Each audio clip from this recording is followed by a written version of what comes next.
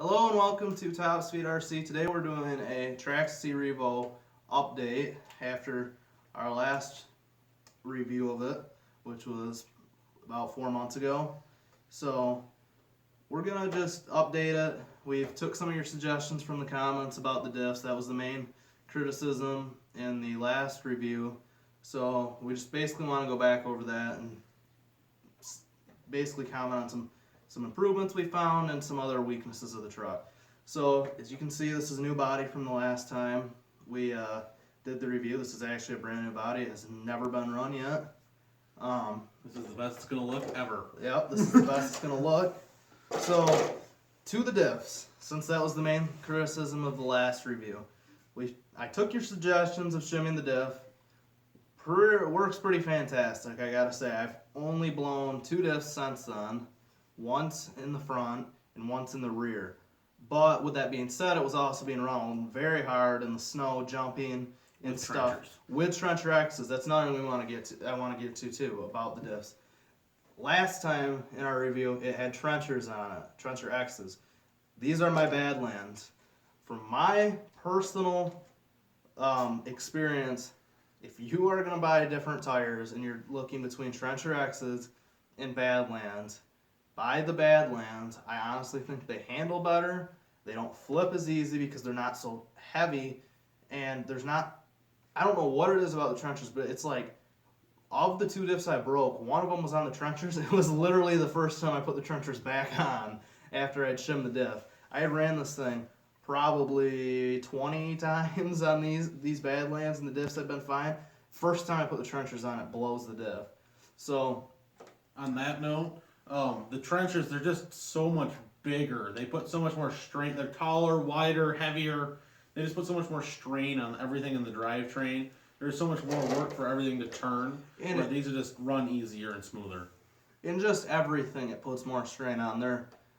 If there's any little shake in it, it magnifies it with the trenchers. Every little problem that you're going to have with the truck, you put the trenchers on, it just magnifies it. So I personally would suggest, if you want to save your diffs, don't put such a big tire on it. But anyways, back to the shimming. I mean, it works great. So as long as you do that out of the truck, I can't really criticize the diffs too heavily anymore. So I'd give that a plus for the truck. A thing that has changed though since our last review that I'd knock on it, since then I've broken 2 chassis, and what's happening is if you jump and you land like this right on this back wing, how the wing is connected, it's connected right to the back of your chassis. Basically, there's just 3 bolts is all it is, and that's holding the chassis holding it, and it's just a really thin piece of plastic. And if you land basically straight up and down, it busts the whole back end of the chassis right off. And when that happens, it busts off your body post too. So now, not only do you got to buy, well, you can't run it basically, is what I guess I'm getting to is, I mean, you could, but then the back of your body is not attached to anything, and that's what ruined my first body. Because in my last video, I was saying how the body was pretty much fine, and it was fine until I broke my first chassis and I decided to keep running, and then the thing flipped and it just ripped the whole back end of the body up and just destroyed the front end of the body. So I guess that would be a new complaint that I would come up with. But to remedy that, after I just broke my second chassis, I found out about this aluminum brace that you can get right here, and it hooks right up to the back of your wing, and basically from what I see, it looks, I would be shocked if I broke another chassis the same way that I did, because I mean, it's got so much support now, and honestly I think it makes your rear suspension a little bit better too. It makes it a little bit firmer, I noticed. And honestly, the bar looks pretty cool back here, I think too. But that pretty much remedies that problem. So Just from an engineering standpoint, it just strengthens this whole back end. It doesn't just tie in these better. It stiffens the whole back of the chassis. It holds these back A-arm mounts in better. It holds the tie bars in stronger. It just stiffens the whole back of the chassis and makes the whole thing just a better unit as itself. I'd love to see them come out with one for the front of the chassis too, just to beef the whole truck up. I think it would make a big difference.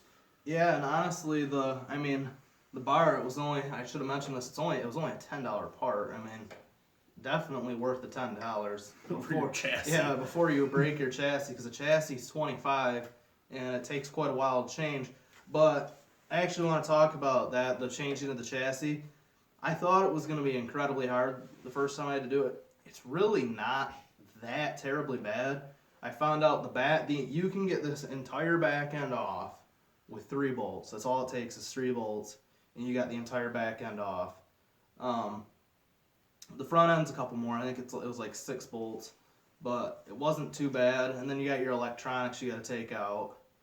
But I mean, can't say it's the more I'm getting used to it, it's not that hard of a truck to work on.